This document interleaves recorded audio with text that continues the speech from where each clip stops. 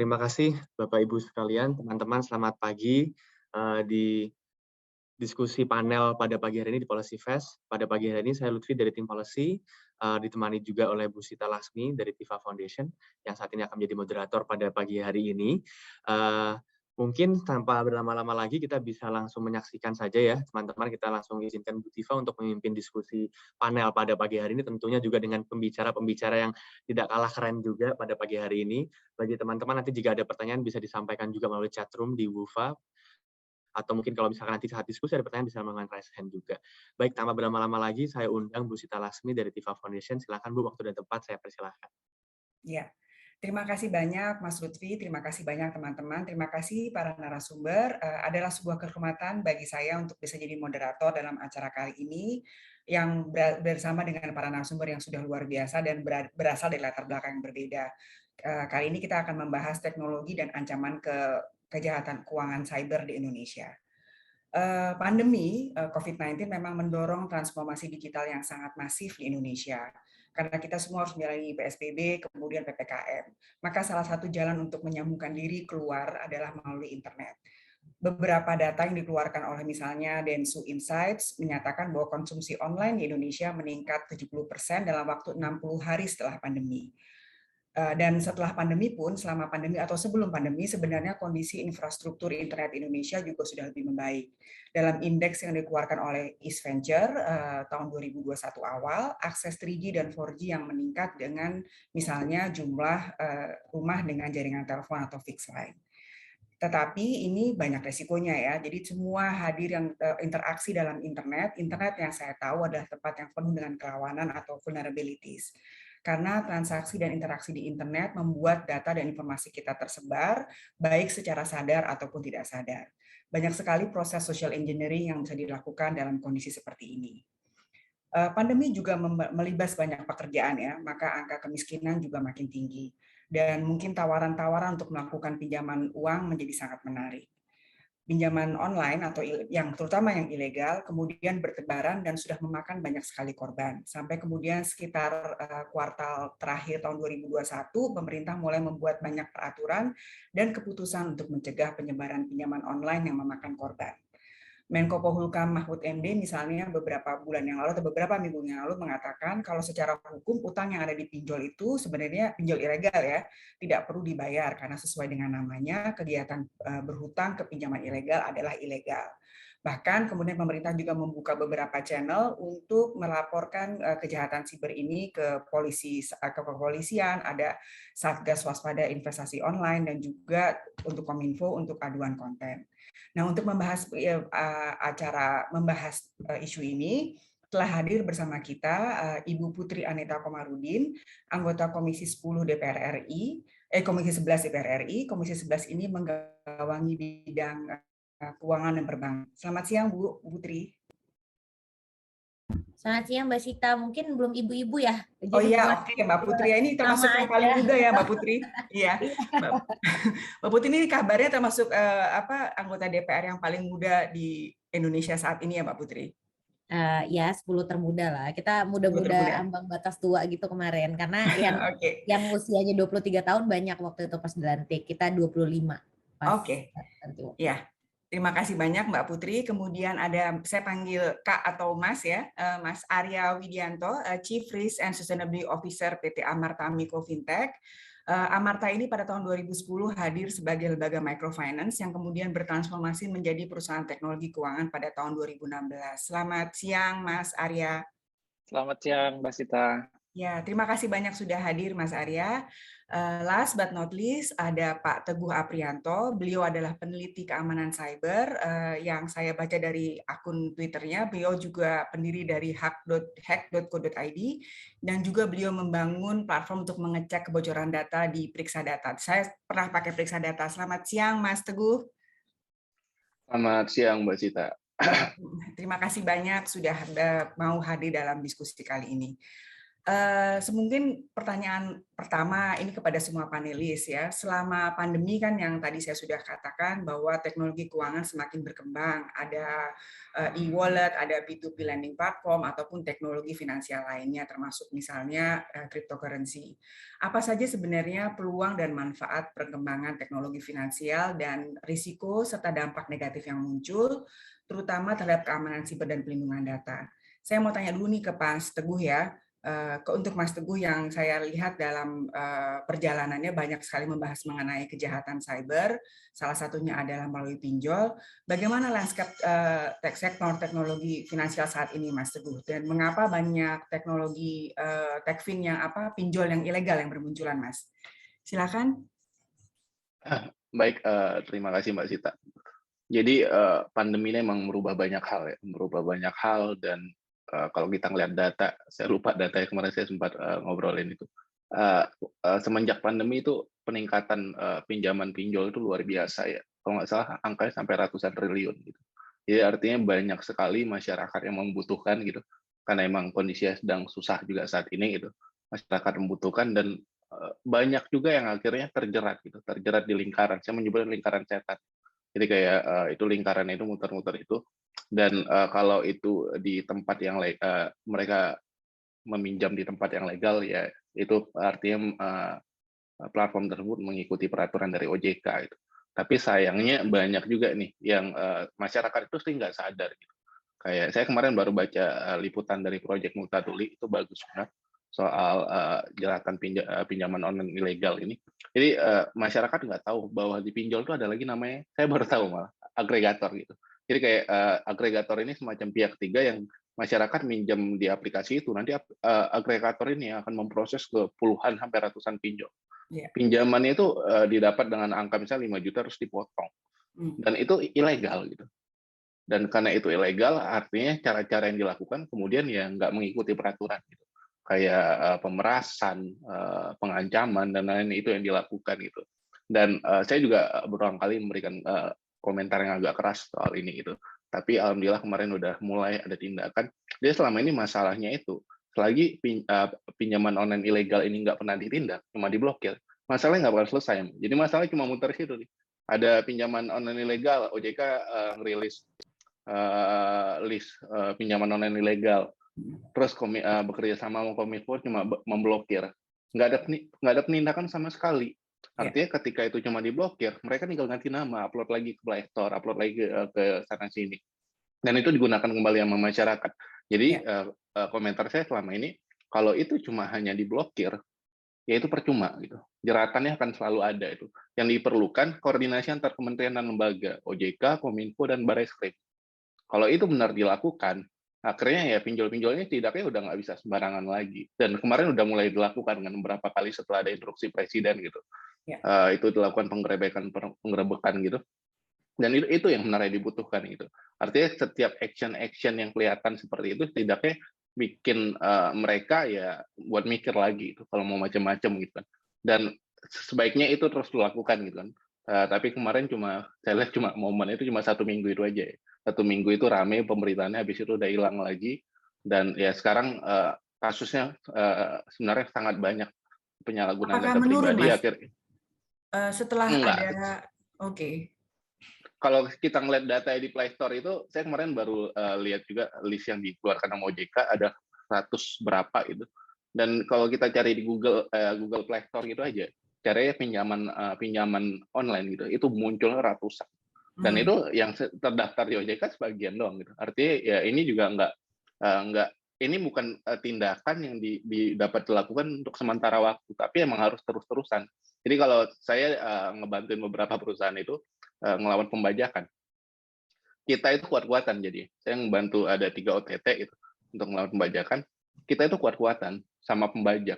Jadi siapa yang lebih kuat nih, lu atau gua? Kalau mereka lebih kuat, kita hantam terus gitu. Jadi ujung-ujungnya nggak berapa lama akhirnya mereka yang mundur. Mereka udah nggak berani lagi untuk platform kita itu. Dan itu sebenarnya usaha kayak ini emang usahanya jalannya panjang gitu.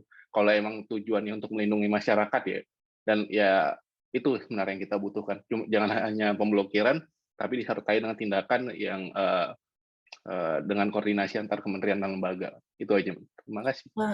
Kalau soal ini juga terjadi di negara lain nggak sih, Mas? Apakah pinjaman ilegal ini juga terjadi di banyak negara lain selain Indonesia? Sepertinya di Asia Tenggara emang masalah ini ada ya gitu. Tapi untuk Singapura sih karena mereka ketat gitu. Contoh kasusnya itu Singapura, kalau ada yang pakai get contact untuk buat meriksa nomor orang gitu, coba aja cari nomor yang terdaftar di Singapura, itu nggak bakalan bisa karena regulasinya mereka melarang aplikasi-aplikasi penyedot data seperti itu untuk bisa digunakan gitu. Sementara di Indonesia ya get contact masuk udah itu memanen jutaan data gitu. Kan get contact itu ketika diinstal di aplikasi device punya kita, dia nyedot semua kontak kan ketika diizinkan. Dan itu di Singapura nggak boleh sembarangan seperti itu. Ketika ada aplikasi dari luar, kemudian ya udah mereka manen data itu di negara kita, itu nggak boleh. Tapi kalau di negara Asia Tenggara yang lainnya mungkin ada kasus serupa juga itu. Tapi Indonesia ini emang jadi sasaran karena banyak setelah diselidiki aplikasi pinjolnya sebenarnya banyak kan ada berapa kasus datang dari luar. Jadi artinya bukan dikelola di Indonesia, itu emang dikelola dari luar. Itu aja. Yang masuk lewat ini ya, Mas, aplikasi-aplikasi di Play Store yang orang mendownload tanpa paham itu latar belakangnya. Oke. Benar.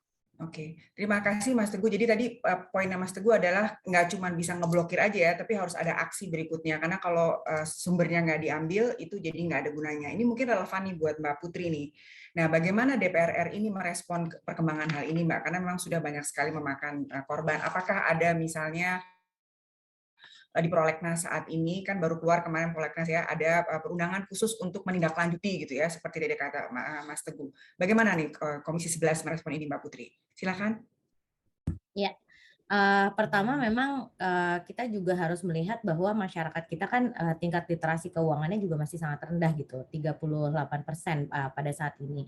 Makanya kita tuh sekarang sedang membahas juga bersama dengan OJK rencana kerja mereka untuk tahun 2022, dan di situ kita menitik beratkan untuk perlindungan konsumennya supaya lebih digalakkan gitu, karena memang untuk perlindungan konsumen OJK sendiri pada saat ini masih sangat lemah, terbukti dengan masih banyaknya jumlah pengaduan yang disampaikan oleh masyarakat gitu, dan pada posisi November kemarin saja jumlah pengaduan itu sampai 115 ribuan, sekitar 115 ribu pengaduan, dan ada beberapa korban juga yang datang langsung ke kami, baik itu korban pinjol, korban asuransi, korban rentenir dan lain-lainnya. Mereka merasa bahwa layanan pengaduan yang diberikan oleh OJK itu justru memberikan pelayanan yang kurang memadai gitu. Jadi ada yang dipingpong ke divisi lainnya, ada yang datang langsung ke kantor cabangnya OJK di wilayah-wilayah, terus mereka mendapatkan pelayanan yang justru membuat mereka merasa seperti bukan warga negara dan lain-lainnya gitu. Jadi hal-hal seperti ini kan berarti perbaikan dari sisi OJK-nya ini gitu, karena dulu dasarnya OJK didirikan selain untuk mengintegrasikan semua layanan keuangan dari sisi perbankan, pasar modal, dan juga institut keuangan non-bank adalah untuk menitik beratkan pada edukasi perlindungan konsumen. Makanya sekarang ada anggota Dewan Komisioner yang membidangi sektor itu. Jadi makanya kita terus menyuarakan kepada OJK juga harus semakin aktif untuk mensosialisasikan layanan pengaduan dan juga mensosialisasikan daftar layanan fintech resmi yang terdaftar untuk mencegah masyarakat terjerumus ke pinjol ilegal. Jadi itu dari sisi pengaturannya di Otoritas Jasa Keuangan. Dan memang kita juga yakin bahwa urgensi payung hukum atas produk teknologi keuangan atau fintech itu memang tidak perlu kita pertanyakan lagi sekarang, karena memang disrupsi digital yang sekarang telah terjadi itu mengubah lanskap ekonomi kita dengan sebegitu besarnya, dan juga lanskap keuangan yang akhirnya berakibat juga kepada perubahan perilaku kita kepada sebagai konsumen juga yang berbasis digital. Dan nilai ekonomi digital Indonesia ini kan sering menjadi pantauan lah dari berbagai investor asing juga, karena memang nilainya sangat besar ya, dan melesat mencapai hampir 44 miliar US dollar. Dan nilai ini juga akan diprediksi melonjak sampai dengan 124 miliar US dollar pada tahun 2025 nanti. Jadi selain potensinya sangat besar, tentu risikonya juga bagi kita para regulator di industri jasa keuangan, baik itu pemerintah ataupun DPR, juga menjadi sangat besar. Dan sementara itu juga di sektor keuangan, Bank Indonesia juga kemarin menyampaikan kepada kita kita pada saat rapat kerja dengan Komisi 11, volume dan nilai transaksi digital banking itu melonjak lebih dari 50% hingga pertengahan tahun ini, dan hal serupa juga terjadi pada nilai transaksi uang elektronik. Dan memang ini akhirnya memicu kompleksitas tersendiri seiring dengan berkembangnya karakteristik dan juga model bisnis digital itu sendiri. Jadi kalau tadi Mbak Sita sudah sempat menyampaikan ya, jenisnya yang sangat beragam, ada yang anonimitas, manipulable, fast forward, dan ada juga yang memfasilitasi kemudahan transaksi lintas batas negara, yang memang ini juga memicu berbagai persoalan. Misalnya kalau dari sisi kami di regulator itu memang hal pengawasan yang menjadi keterbatasan yang tadi sudah saya sampaikan terkait dengan otoritas jasa keuangan juga, maraknya informasi palsu, keamanan data, dan juga keamanan bertransaksi sampai dengan tindakan penipuan yang sekarang banyak terjadi. Makanya kita di DPR sendiri sedang menggodok bagaimana payung hukum yang nantinya akan kita siapkan untuk UU Techfin ini bisa memberikan kepastian hukum terutama dalam praktek fintech itu sendiri, baik itu kepada pengguna, masyarakat tentunya, penyelenggara, penegak hukum, dan juga seluruh stakeholder yang terlibat. Dan memang saat ini regulasi yang mengatur secara khusus mengenai fintech ini masih belum komprehensif dan masih sangat bersifat sektoral. Jadi kalau di tingkat undang-undang misalnya, industri fintech ini dipayungi beberapa undang-undang yang sekarang sudah ada gitu. Misalnya UU ITE itu salah satunya juga bisa menjadi payungnya, Undang-Undang Perlindungan Konsumen, dan juga Undang-Undang Perdagangan. Dan di tingkat peraturan pelaksana misalnya, sekarang sudah ada peraturan Otoritas Jasa Keuangan dan juga peraturan Bank Indonesia, baik itu POJK tentang inovasi keuangan digital di sektor jasa keuangan, ada juga POJK terkait dengan P2P lending, POJK Securities Crowdfunding, juga ada POJK Bank Umum yang juga mengatur tentang bank digital yang baru ditetapkan, dan juga peraturan Bank Indonesia tentang sistem pembayaran digital. Tapi sayangnya memang belum ada undang-undang yang secara khusus mengatur mengenai fintech ini. Makanya ini juga menjadi loophole yang perlu menjadi perhatian khusus bagi kami di Komisi 11, yang memang tugasnya sebagai penyusun undang-undang untuk menjamin kepastian hukum dan perlindungan bagi masyarakat. Maka dari itu di Prolegnas tahun 2020 sampai 2024 ini DPR, terutama kami Komisi 11 telah mengusulkan rancangan undang-undang tentang teknologi finansial, dan RUU Fintech ini juga sudah ditetapkan dalam daftar Prolegnas prioritas di tahun 2022. Dan saat ini rancangan undang-undang tersebut sedang dalam tahap penyusunan, dan tentu akan kami dorong untuk segera menjadi draft RUU yang nantinya akan disertai dengan draft naskah akademik. Dan tentu harapannya RUU ini dapat menjawab kebutuhan dan juga perkembangan industri fintech dengan menjamin dan mengedepankan perlindungan konsumen. Dan nanti pada saat pembahasan kami pasti akan melibatkan banyak pihak, akademisi, praktisi, dan juga pengamat untuk memberikan masukan terkait dengan rancangan undang-undang ini. Mbak mau tanya Mbak, jadi yang undang-undang fintech itu baru dimulai ya prosesnya ini, untuk naskah akademiknya baru dimulai prosesnya atau sudah dimulai sebelumnya? Sebenarnya sejak saya menjabat jadi anggota DPR itu sudah banyak sekali nih masukan untuk memulai gitu. Cuman karena ada beberapa hal, karena ada pandemi dan lain-lainnya, sampai akhirnya tergusur, istilah kasarnya tergusur sampai dengan akhir tahun ini. Tapi sekarang sudah dalam tahap penyusunan naskah akademik dan rancangan undang-undangnya. Mungkin nanti yang bisa kita diskusikan nanti Mbak di sesi berikutnya adalah bagaimana nih ya mengisi loopholes, karena kita tahu pembuatan undang-undang kan bisa lama ya, tapi kan ada kejadian ini berlangsung terus, dan seperti kata tadi Mas Teguh, rata-rata tuh pemerintah selalu, atau kalau saya juga melihatnya pada literasi digital atau pada literasi masyarakat, padahal sebenarnya yang penting juga yang di sananya juga harus diberikan sanksi gitu ya. Tadi mungkin kita bisa diskusikan nanti di sesi berikutnya, Mbak. Mungkin sekarang ke Mas Arya nih sebagai pelaku ya, sebagai pelaku fintech. Apa pendapat Mas Arya terkait hari ini? Terus kemudian bagaimana kira-kira dari perusahaannya Mas Arya itu melakukan mitigasi gitu ya agar tidak terjadi hal yang sama? Ya, terima kasih Mbak Sita.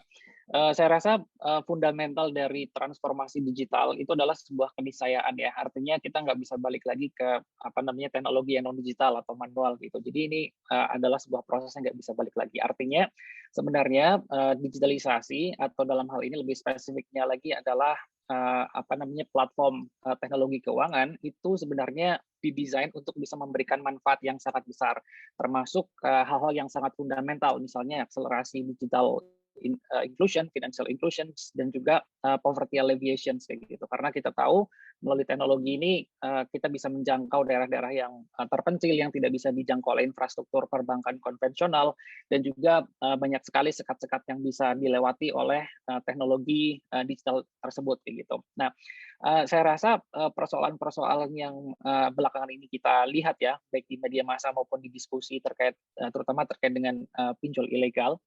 Ini memang tadi sempat sudah didiskusikan juga. Salah satu faktornya adalah terkait dengan literasi. Artinya tidak hanya spesifik terkait dengan pinjaman online atau perusahaan fintech ilegal, tetapi sebenarnya faktor literasi ini sudah mengakar cukup lama ya di masyarakat Indonesia. Contoh dari literasi yang belum terlalu baik adalah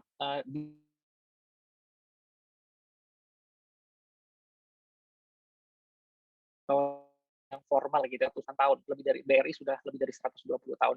Tetapi financial inclusion itu masih rendah karena apa? Karena masyarakat itu belum paham dan belum memahami secara baik apa sih kebutuhan keuangannya mereka kayak gitu. Nah, inilah yang sebenarnya salah satu yang mencetuskan mengapa ketika ada penawaran yang sangat agresif dari sebuah platform fintech ilegal, masyarakat mau-mau aja gitu, karena mereka belum terbiasa untuk menganalisa sebenarnya saya meminjam uang itu kebutuhannya untuk apa. Sebenarnya apakah harus meminjam uang? Kenapa tidak misalnya menggunakan bootstrapping atau uang sendiri dikelola sedikit demi sedikit untuk membesarkan usaha seperti itu ya.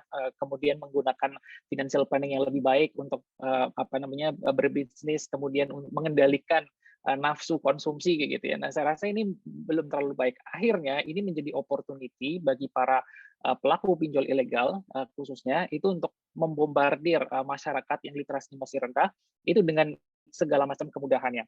Salah satu yang ditawarkan oleh pinjol ilegal itu adalah kemudahan pencairan gitu ya. Bahkan banyak sekali saya baca di koran itu mereka tidak meminta pencairan, tiba-tiba sudah ditransfer ke rekening mereka. Nah, berarti kan di sini ada semacam dalam tanda kutip agresif sales ya istilahnya gitu ya kalau dalam marketing.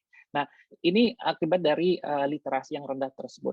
Kemudian yang kedua, kenapa fenomena ini marak menurut saya itu tadi sudah disampaikan sama Mbak Putri ya terkait dengan regulasi.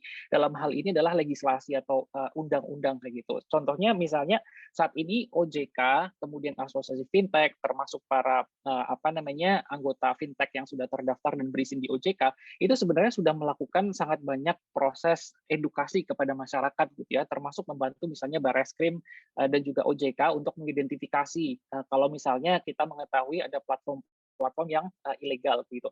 Tetapi karena belum ada undang-undang ya maka memang tadi juga Mas Teguh sampaikan ya belum bisa diseret ke meja hijau kayak gitu karena belum ada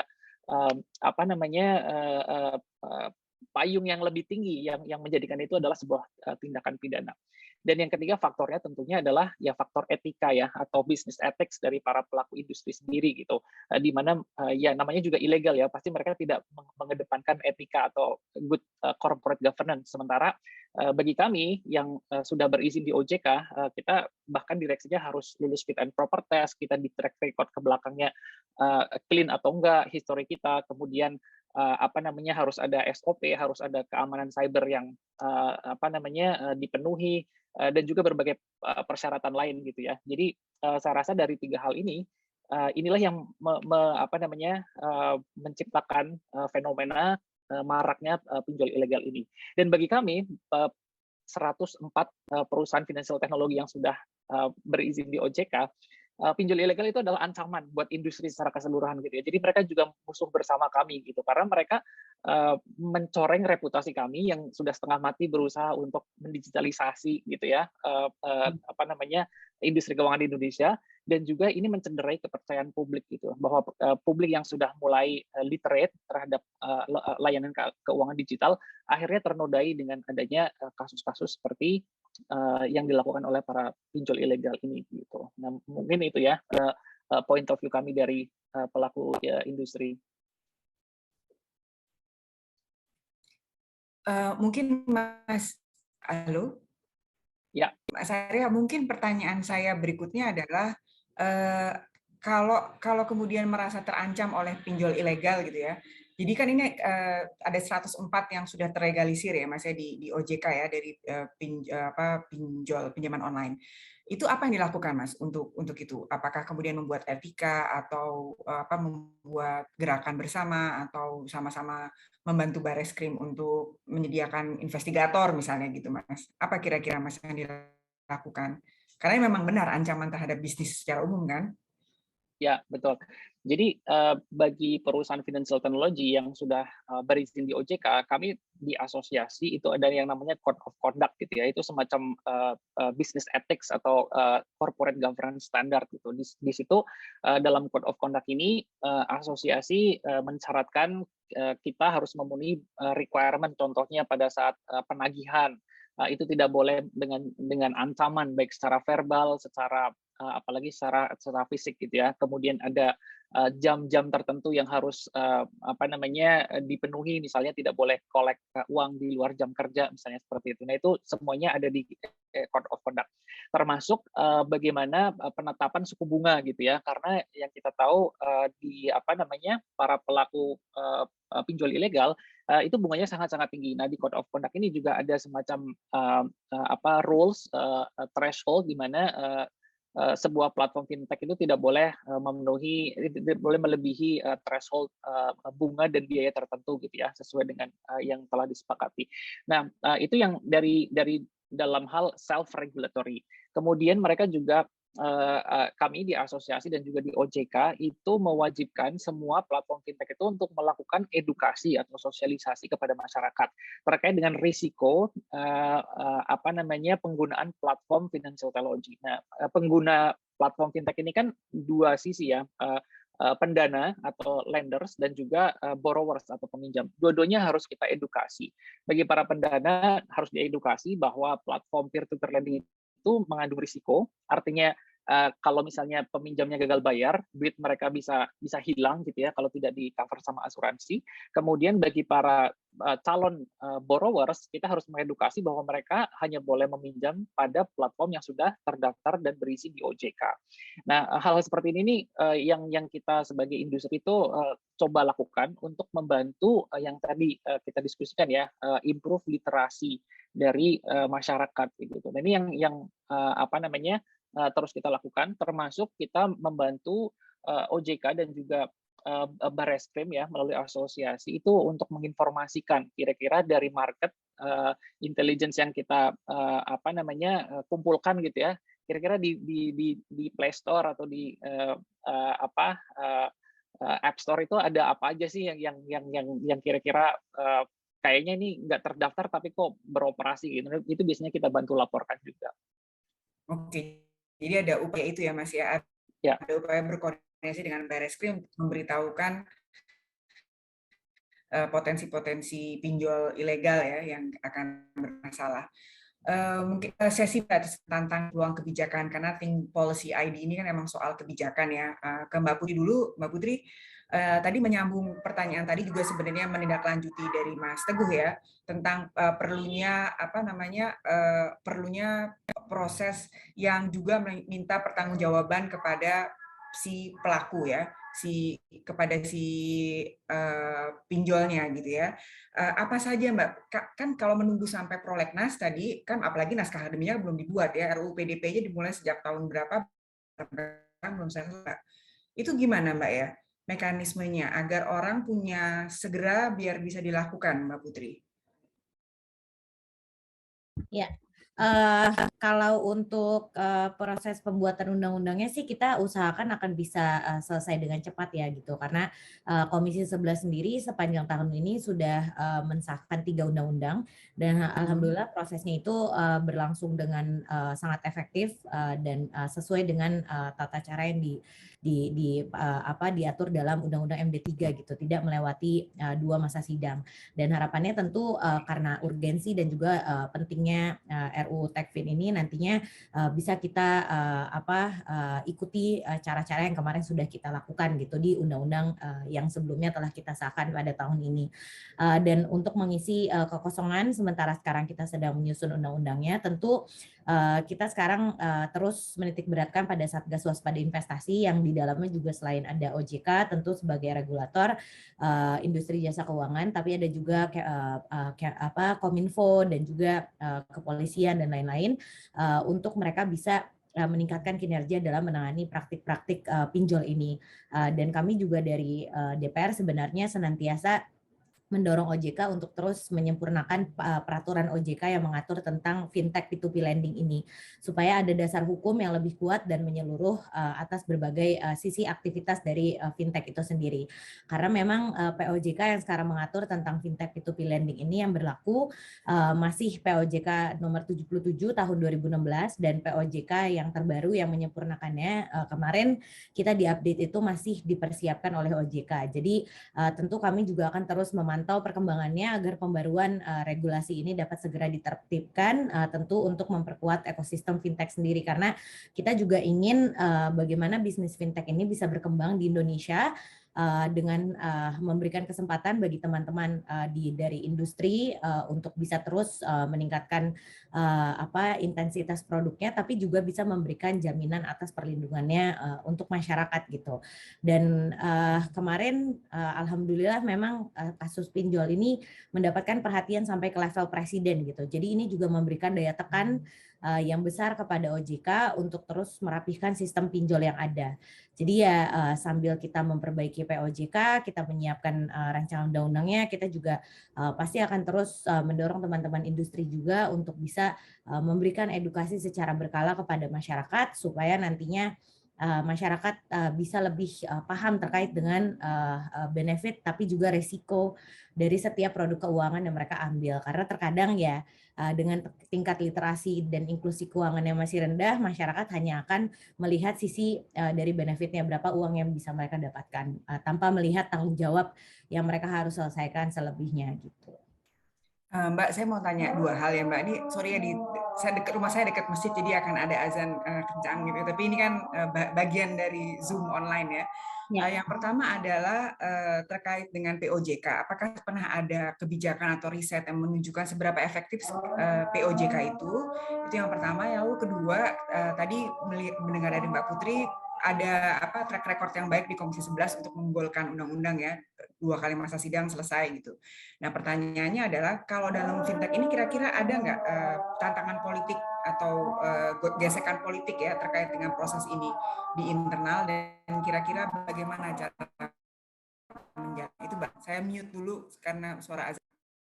Ya, kebetulan pertanyaan Mbak Lasmi ini pertanyaan saya kemarin ketika kita rapat dengan OJK. Jadi semalam tuh kita rapat sama OJK sampai jam 10 malam, dan itu juga saya salah satunya menanyakan bagaimana riset, kan di OJK tuh ada divisi risetnya. Bagaimana divisi riset mereka bisa menyampaikan hasil dari efektivitas setiap kebijakan yang mereka telah implementasikan sekarang. Salah satunya tentunya adalah POJK terkait dengan fintech P2P lending dan berbagai teknologi keuangan lainnya. Dan kebetulan memang jawabannya belum disampaikan karena kalau di DPR itu ada ada kesempatan buat mereka nanti menyusun jawaban yang lebih rinci dalam dokumen-dokumen yang nanti bisa disampaikan kepada kita minggu depan.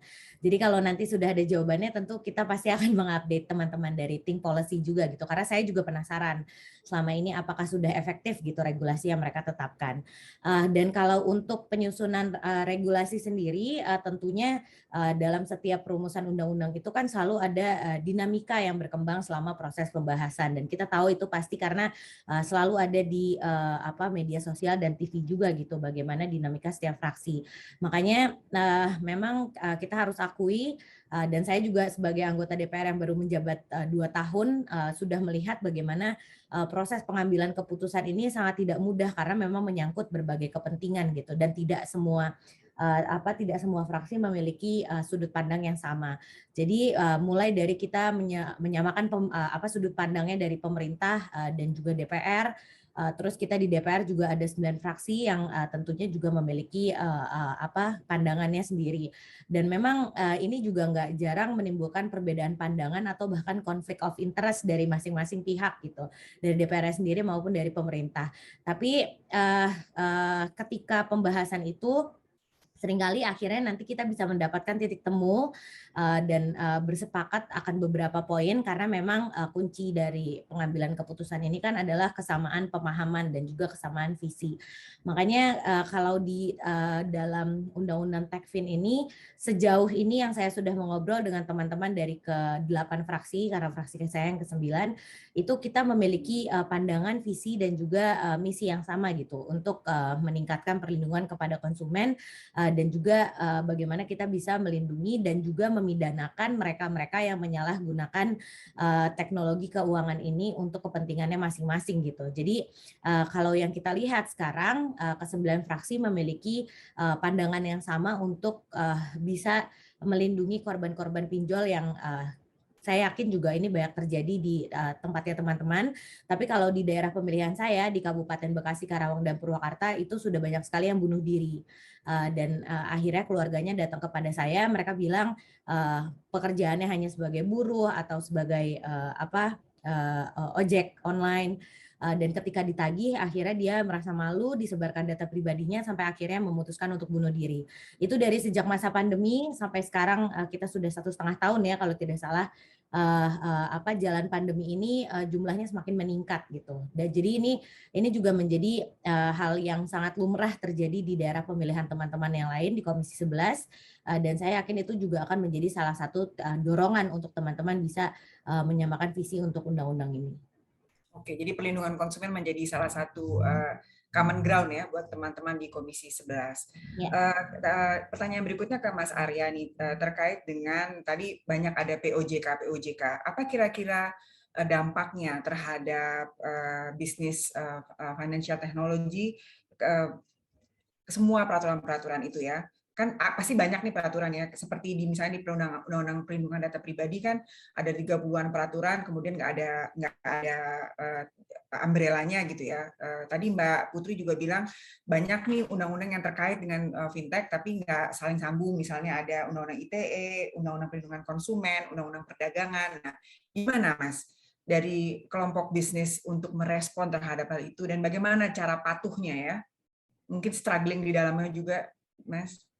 Ya, jadi menurut saya peraturan-peraturan yang tadi sudah disebutkan sama Mbak Putri ya, POJK, peraturan Bank Indonesia, dan juga beberapa related undang-undang seperti UU ITE, perlindungan konsumen segala macam, saat ini dampaknya bagi kami pelaku industri P2P yang legal itu adalah memberikan ruang bagi kami untuk bisa memisahkan diri dari bad players lah istilahnya gitu ya. Jadi good players dan bad players.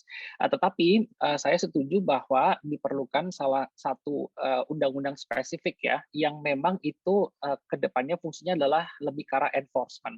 Kalau yang sekarang ini lebih ke arah governance gitu ya. Jadi bagaimana build corporate governance, bagaimana sebuah struktur keamanan cyber di perusahaan fintech untuk bisa melindungi customer biar datanya nggak bocor, misalnya seperti itu. Kemudian bagaimana kita menjalankan ethical lending practices. Nah, itu yang peraturan yang ada saat ini itu mengcover hal tersebut. Tetapi seperti yang kita diskusikan hari ini, aturan-aturan itu belum cukup untuk bisa melakukan yang namanya law enforcement gitu. gitu. Jadi diperlukan satu undang-undang yang lebih spesifik yang mana ke depannya hal tersebut bisa dijadikan underlying laws gitu ya, untuk bisa membawa para pelaku pinjol ilegal ini ke ranah hukum gitu ya, sehingga bisa mengembalikan kepercayaan masyarakat, sehingga masyarakat bisa lebih confidence juga gitu ya, bahwa oh ternyata saya berbisnis bagi kami gitu ya, itu dilindungi, ada satu umbrella yang kuat, dan bagi masyarakat, bagi para pengguna, mereka juga akan merasa terlindungi dengan adanya satu dasar hukum yang memungkinkan para pelaku pinjol ilegal atau kejahatan keuangan dalam hal digital lending ini bisa dibawa ke ranah hukum gitu. Jadi ini akan memberikan kepastian hukum yang lebih baik, dan saya sangat setuju dan mendukung adanya pembahasan terkait dengan undang-undang teknologi keuangan tersebut gitu. Kalau saat ini Mas Arya, berapa kementerian yang perusahaan seperti Mas Arya harus comply? Saat ini kan yang sudah terdaftar dan berizin di OJK itu ada 104 ya. Jumlahnya itu menurun sebenarnya. Kalau tahun lalu sebelum pandemi itu ada sekitar 180-an. Tapi setelah pandemi jumlahnya sekarang rilis terakhir itu sekitar 104 perusahaan. Nah, 104 perusahaan inilah yang sudah memenuhi kriteria, misalnya platformnya harus disertifikasi ISO, kemudian harus memiliki standar keamanan informasi, harus memenuhi due diligence dari OJK, direksinya harus disertified, kemudian harus memiliki SOP, ada 28 atau 29 SOP yang harus diikuti, dan kita diaudit sama OJK gitu. Jadi ada sekitar 104 fintech legal ya yang saat ini beroperasi. Jadi sekarang kepatuhannya pada OJK ya, jadi pengawasnya OJK aja ya, jadi nggak perlu ke Kominfo, nggak perlu ke Kementerian Perdagangan misalnya, tapi OJK spesifik ya Mas? Ya, kami diatur di bawah POJK 77 2016 terkait dengan fintech, tapi kalau untuk ke Kominfo-nya itu kami harus mendaftarkan platformnya, karena Kominfo harus mengeluarkan sertifikat namanya PSE ya. Itu buat semua, nggak cuma fintech, tapi semua platform digital harus didaftarkan juga ke Kominfo. Oke, tapi nggak ada izin Mas dari Kominfo Mas ya, cuman daftar aja ya? Ya, betul. Oke, sekarang ke Mas Teguh nih ya Mas. Tadi kan pertanyaannya Mas Teguh bahwa kita butuh enforcement dan memang butuh waktu ya Mas Teguh dalam proses itu. Menurut Mas Teguh bagaimana nih Indonesia ke depannya selama menunggu proses-proses ini dan POJK yang bertebaran gitu ya dalam analisa Mas Teguh. Itu pertanyaan pertama. Pertanyaan yang kedua adalah kalau melihat dari negara-negara lain ya Mas ya, apa sih best practices yang bisa kita tangkap ya dari negara-negara lain untuk memastikan bahwa karena kekosongan hukum ini praktek tersebut itu bisa dikurangi atau literasinya masyarakat bisa ditingkatkan atau enforcement bisa jalan gitu Mas. Mungkin Mas Teguh bisa sharing. Silakan Mas. Baik, terima kasih Mbak Sita. Jadi kalau kita mau ngambil contoh bagus itu misalnya dari GDPR ya. Jadi GDPR itu banyak sekali yang bisa diaplikasikan, contoh-contoh yang sangat baik. Jadi misalnya itu, tapi salah satu contoh kasus yang bakal saya highlight itu kayak kebocoran data ya, karena banyak juga. Mungkin dijelaskan dulu Mas, GDPR itu apa Mas ke teman-teman? Oke, GDPR ini jadi semacam inilah undang-undang perlindungan data tapi di Eropa. Jadi di Indonesia kan sekarang masih dalam bentuk rancangan gitu, dan sampai sekarang juga masih belum selesai gitu pembahasannya di DPR gitu. Jadi kalau di GDPR bahkan bisa kita katakan sebagai ini ya, contoh regulasi yang baik gitu untuk masalah data itu. Jadi kalau teman-teman buka situs namanya enforcementtracker.com gitu, itu kita bisa track gitu kayak perusahaan-perusahaan yang selama ini didenda gitu. Jadi penindakannya didenda ya, bukan dengan pidana dan lain-lain gitu. Karena pidana emang aneh gitu kalau di pidana. Jadi GDPR itu buka aja situs enforcement tracker, itu bukan cuma setelah kejadian atau mengalami kejadian. Enforcement tracker itu perusahaan-perusahaan yang nggak comply aja itu udah bisa didenda. Jadi ketika mereka peraturan mengharuskan ini, terus perusahaan itu nggak comply, itu mereka udah bisa didenda. Itu kalau berdasarkan jumlah, itu tertinggi itu di AWS itu. AWS itu pernah didenda sama karena mereka nggak comply. Jadi bukan mereka udah ngalamin insiden bocoran data, kemudian itu yang terjadi gitu. Lalu soal Indonesia ke depannya itu, sebenarnya ada beberapa cara yang bisa dilakukan.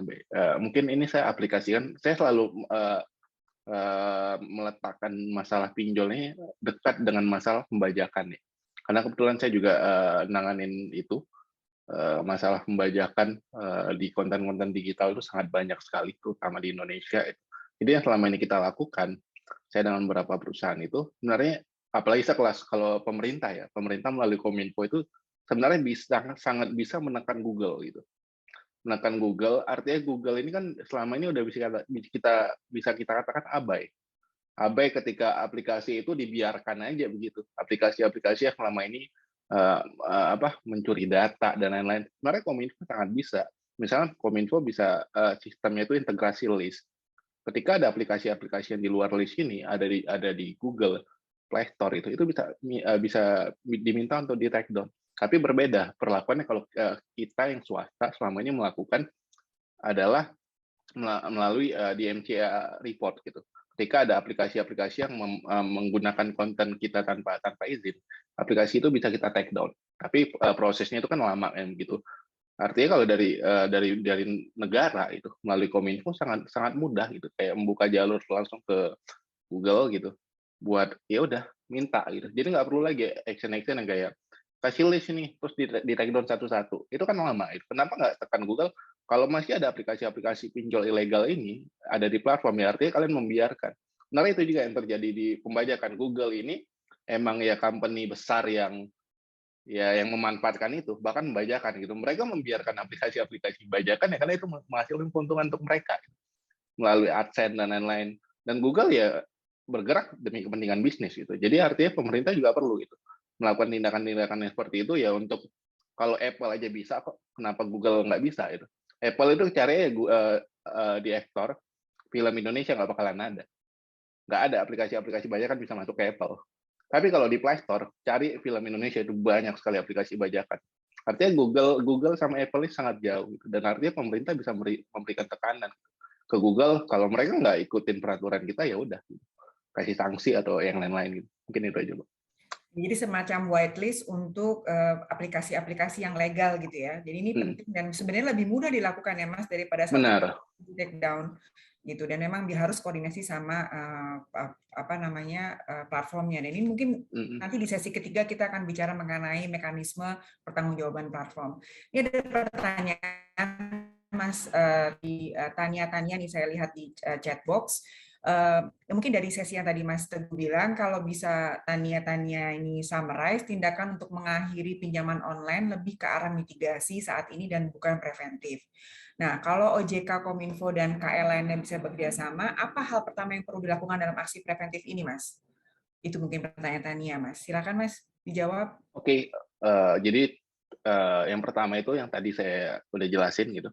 Kayak sebenarnya pemerintah melalui Kominfo itu sangat bisa memberikan tekanan ke platform gitu, kayak Google gitu kan. Berulang kali juga pemerintah meminta itu kan ke penyelenggara media sosial itu ketika mereka bla bla bla akan begini gitu. Jadi pemerintah melalui Kominfo sangat bisa. Lalu karena selama ini yang dilakukan itu kan pemblokiran satu-satu gitu. Jadi kayak OJK listing ini aplikasi-aplikasi ilegal dipublish ke publik, ntar Kominfo yang bakalan nindak. Di take down-nya satu-satu, tak. Artinya Kominfo mengirimkan surat ke Google gitu, atau semacam permintaan ke Google, ini minta di take down ya. Dan itu langkah yang sangat lama itu. Lalu dan selama ini cuma berkutat di dua itu, pemblokiran gitu. Artinya ketika cuma listing, kemudian lanjut ke pemblokiran. Yang dibutuhkan itu ya kan udah ada koordinasi antara dua lembaga nih, OJK dan Kominfo. Ya koordinasi lagi dengan Barreskrim gitu. Dan itu yang kemarin udah kita lihat gitu. Tapi itu cuma action yang terjadi 1 minggu doang gitu. Nggak tahu momentumnya atau karena instruksi presiden gitu. Kemudian ya udah 1 minggu kita hantam gitu. Tapi habis ini nggak pernah kedengeran lagi. Sementara itu masih sangat banyak gitu. Artinya ini emang harus dilakukan terus-terusan gitu sampai platform ini bersih. Gitu. Sampai tadi ya sesuai dengan Mas Arya sampaikan, ini mengganggu kepentingan bisnis yang legal juga itu. Ya artinya kalau semua pihak yang merasa ini punya kepentingan yang mereka itu ya udah sama-sama ini emang harus dilawan. Kalau saya berpandangan cuma dari sisi pengguna gitu ya. Pengguna walaupun emang bisa kita bilang mereka minim literasi, mereka tapi korban juga. Mereka korban dari ya celah-celah yang ini masih ada. Kalau celahnya udah nggak ada ya udah mereka nggak bakal bisa kok jadi korban lagi. Walaupun mereka minim literasi sekalipun ya artinya celahnya itu harus kita tutup sama-sama. Mungkin itu aja, Mbak. Terima Ya, kasih. dan blokir satu-satu tuh lama karena lewat ISP dan segala macam ya. Jadi terlalu banyak variabel di dalam proses pelaksanaan yang sebenarnya lebih mudah kalau memang meminta meminta langsung dari platform tersebut. Ini mungkin pertanyaan berikutnya nih ke Mbak Putri nih, Mbak Putri. Saya juga ngeliat dari chatbox nih, Mbak. Ini mungkin tadi kan kita bilang bahwa ada banyak POJK, terus ada instruksi presiden, tapi toh juga sebenarnya masih banyak nih permintaan-permintaan atau masih banyak kejadian yang ilegal gitu ya, Mbak Putri. Dan kemarin Mbak Putri juga tadi juga Mbak Putri bercerita mengenai ternyata ya nggak berkurang juga atau banyak komplain terhadap semua layanan admin. Mungkin ya, tapi ini pertanyaannya sih cukup netral ya. Bagaimana korban penyalahgunaan data pribadi yang datanya digunakan untuk melakukan pinjaman online, kemudian ditagih atas pinjaman yang tidak pernah dilakukan. Ini mulai terjadi banyak nih, dan kemarin saya lihat juga di Instagramnya Kominfo, jadi orang-orang yang tiba-tiba dipinjemin duit gitu ya, tiba-tiba ditransfer tanpa tanpa pernah merasa memberikan data. Nah, menurut Mbak Putri, bagaimana Mbak? Bagaimana caranya? Apa yang harus dilakukan? Orang pergi kemana gitu ya? Kalau memang harus dilakukan ke sini, kalau memang misalnya aduan-aduan yang ada pun itu sebenarnya juga nggak efektif. Silakan Mbak Putri. Ya, makanya sebenarnya ini kita juga terus memastikan bagaimana teman-teman kita yang sekarang sedang fokus membahas perlindungan data pribadi di Komisi 1 itu juga bisa menyelesaikan tugasnya dengan baik gitu. Memang karena ini RUU ini sebenarnya kan diinisiasi oleh pemerintah juga dan masih dilakukan pembahasan oleh DPR bersama dengan pemerintah sekarang ini di Komisi 1. Dan tadi kan Mbak Sita juga sudah menyampaikan sudah ada perpanjangan waktu pembahasan RUU ini sampai dengan masa persidangan yang akan datang dan itu ditetapkan pada sidang paripurna tanggal 7 Desember lalu. Dan ini sedikit update juga, RUU perlindungan data pribadi ini juga akhirnya ditetapkan kembali dalam daftar prolegnas prioritas kita di tahun 2022. Dan tentu kami rekan-rekan di Komisi 11 juga akan terus mendorong teman-teman di Komisi 1 agar proses pembahasan ini dapat segera dirampungkan agar dapat disahkan juga di paripurna dan ditetapkan sehingga nanti bisa berkesinambungan dengan rancangan undang-undang Tekvin yang sedang kita buat, karena memang ini tidak bisa bergerak sendiri-sendiri, harus ada integrasi dan juga sinkronitas antar undang-undang supaya kita bisa memberikan perlindungan yang holistik kepada masyarakat gitu. Jadi urgensinya ada di situ.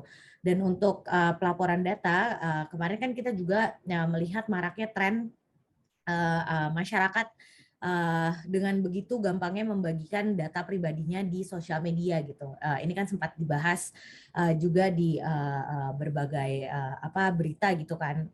Tren di Instagram yang meminta kita berfoto dengan KTP, dengan kartu keluarga, memaparkan nama kecil kita dan lain-lain yang tentu bisa dipakai untuk sarana penipuan gitu. Jadi selain kitanya juga dari segi pemerintah dan DPR juga terus mendorong supaya hal ini bisa diselesaikan oleh aparat penegak hukum.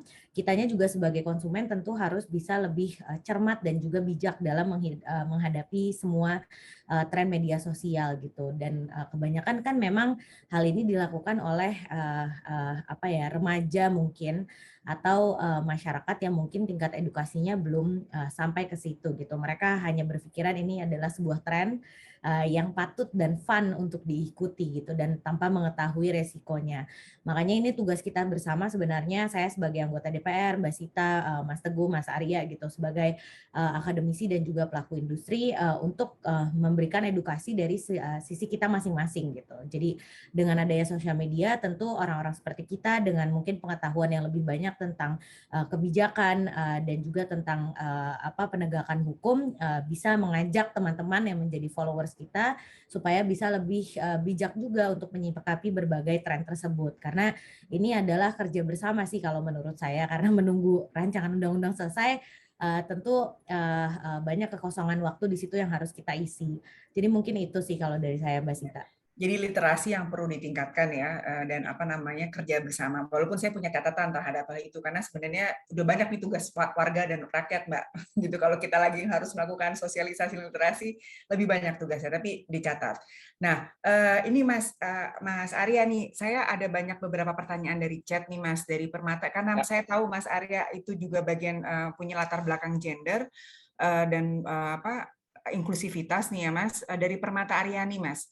Pertanyaannya, kalau dicermati kita akan menemukan perempuan berada di posisi yang lebih rentan terkait pinjol. Hal ini disebabkan oleh beberapa faktor, perempuan miskin yang jauh lebih banyak, literasi internet bagi perempuan lebih rendah, dan minimnya literasi hukum. Nah, bagaimana insight narasumber atau di sini Mas Arya mengenai penanganan pinjol yang responsif gender? Gimana Mas? Ya, baik, terima kasih pertanyaannya. Itu memang sangat relevan. Jadi di antara banyak sekali persoalan terkait dengan literasi, ada satu lagi gap yang sensitif gender terkait dengan digitalisasi, yaitu yang namanya teknofobia. Kami melakukan riset dengan UNDP tahun 2018 terkait hal tersebut gitu ya. Ini landasannya adalah bahwa di Indonesia itu digital readiness laki-laki dengan perempuan itu gapnya besar sekali. Digital readiness itu semacam literasi digital gitu ya. Untuk laki-laki itu 45%, untuk perempuan hanya 38%. Nah, ini resonates dengan Human Development Index ya, yang memang ada gap. Gapnya itu bisa sekitar 7% lah rata-rata. Laki-laki sekian, perempuannya minus 7% kayak gitu.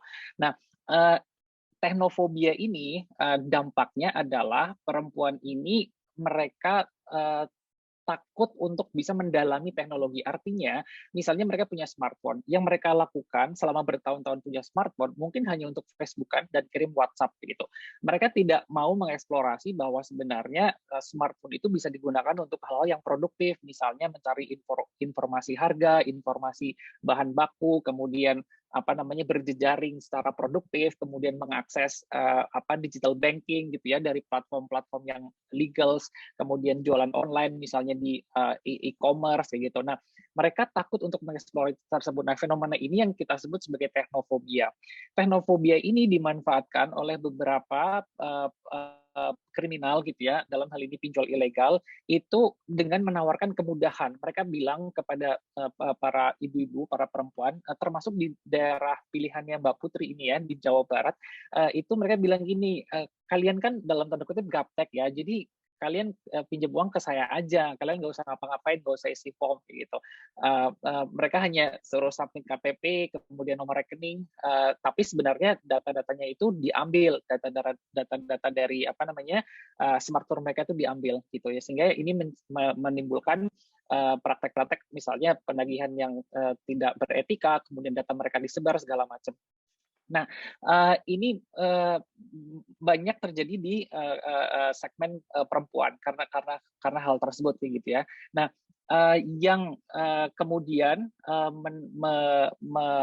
mencetuskan, kami melakukan riset lanjutan dengan Bank Dunia dan juga Bill and Melinda Gates Foundations tahun 2020 kemarin. Terus gimana nih untuk bisa mengadres teknofobia?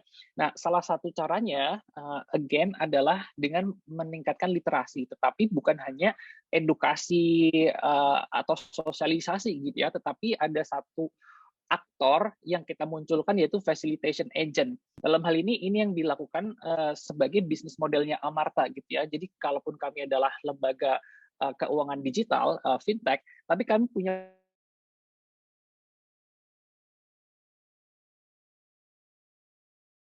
kepercayaan dari customer dan melakukan sustainable digital transformation kami menyebutnya gitu ya. Jadi ibu-ibunya dikumpulin berkelompok, misalnya 10 orang, 15 orang, lalu pelan-pelan 15 menit sehari, 1 kali seminggu gitu ya, diajarin, Bu, ini loh aplikasi Amarta misalnya gitu ya. Kemudian cara penggunanya seperti apa. Kemudian kalau ibu mau jualan, ini ada platform yang legal. Ibu bisa buka toko online di sini, ibu bisa jualan. Sotonya bisa dijual misalnya ke Grab, ke Gojek misalnya gitu ya. Kemudian misalnya keripiknya bisa dijual misalnya di Tokopedia, di Bukalapak seperti itu. Nah, itu yang kami lakukan. Hal ini itu mengurangi kerentanan bahwa ibu-ibu ini akan mengiyakan saja ketika ada misalnya platform yang menawari mereka melalui SMS, melalui WhatsApp kayak gitu ya. Gampang kok pinjam uang dari kami kayak gitu. Nah, Sustainable Digital Transformation ini itu tidak dilakukan oleh semua platform memang. Jadi Amarta melakukan tindakan ini tentunya dengan konsekuensi cost yang dikeluarkan harus lebih besar, kemudian prosesnya harus lebih lama gitu ya untuk bisa mendigitalisasi mereka. Tetapi inilah yang kami percayai transformasi digital ini akan lebih sustainable dan lebih gender responsive. Artinya tidak mengeksklud perempuan yang gaptek terus kita tinggalin, tetapi justru merangkul mereka sehingga ke depannya literasi digital ini akan meningkat di segmen customer perempuan. Nah, itu yang kami coba lakukan gitu ya. Selain daripada memang fokus customer Amarta kebanyakan perempuan. Oke, itu Gitu, sangat menarik, Mas. Jadi tadi saya summary sedikit bahwa ada minus 7% ya, Mas ya, literasi digital dari semua laki-laki versus perempuan ya. Ini memang salah satu contoh yang menarik. Kalau begitu, Mas, apakah ada inisiatif yang sama dilakukan dari asosiasi atau dari fintech yang lain, peran-peran untuk lebih inklusif gitu, lebih memastikan bahwa semua itu mendapat literasi yang tepat, kemudian mendapat proses yang sama. Kalau Amarta mungkin perempuan gitu ya, tapi mungkin ada juga misalnya apakah Mas Arya juga melihat apakah ada fintech lain yang juga pro terhadap kaum vulnerable lain gitu ya, disabilitas misalnya atau orang-orang yang punya akses lebih sedikit gitu, Mas. Ya, secara kolektif sebenarnya pelaku industri financial technology di bawah OJK itu sudah memiliki mekanisme untuk melakukan kewajiban gitu. Ada sebuah kewajiban bagi kami untuk bisa mengedukasi masyarakat. Tentunya tergantung dari masing-masing segmennya gitu ya.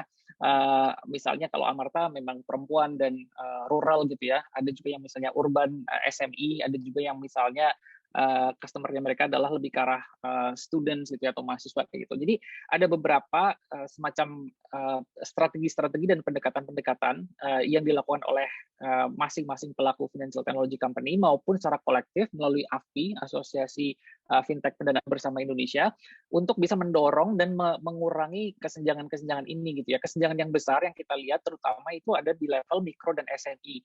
Karena disitulah literasi digital itu masih rendah gitu ya. Jadi para pengusaha kecil dan sangat-sangat kecil gitu. Nah, ini yang vulnerable sebenarnya. Jadi tidak hanya misalnya disabilitas saja, tetapi pengusaha mikro kecil, terutama bagi yang sudah berumur katakanlah di atas 40-45 tahun, itu juga dalam hal digital itu adalah segmen yang vulnerable.